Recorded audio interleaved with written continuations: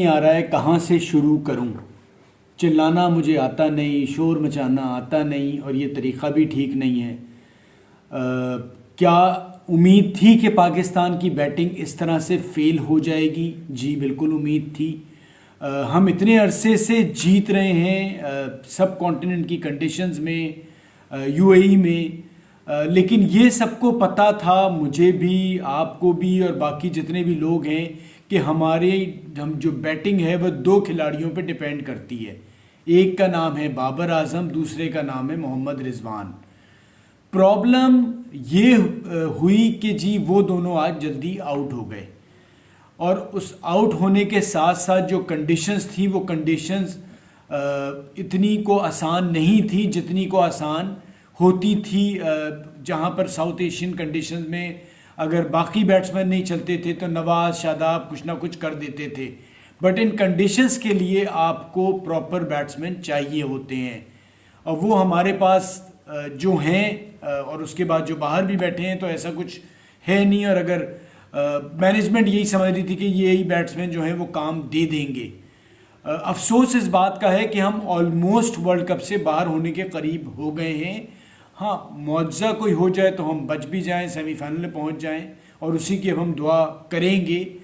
अफसोस इस बात का है कि ये जो एक सिस्टम खड़ा हुआ था, जिसको तकरीबन 4 साल हो रहे हैं, जिस सिस्टम के तहत ये कहा गया था कि एक ऐसी टीम बनेगी जो दुनिया में रूल करेगी, उस सिस्टम में बॉलर्स तो हमारे, आप सिस्टम हो या ना हो, माशाल्लाह से पाकिस्तान में आ जाते हैं, लेकिन बैटिंग का प्रॉब्लम ये होता है कि बैट्समैन आपके एक सिस्टम के थ्रू आते हैं।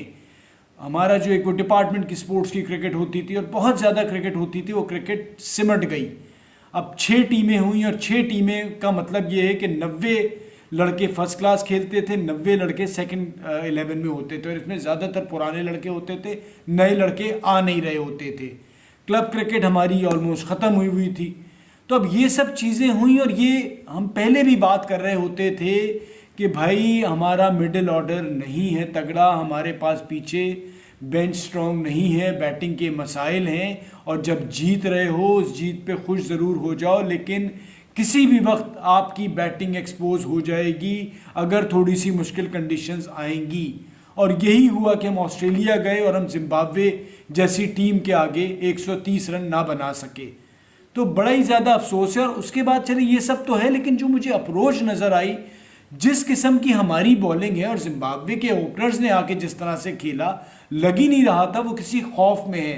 लेकिन फिर हारिस रऊफ आए और बड़ा अच्छा उन्होंने दोबारा से पाकिस्तान टीम को वापस लेके आए।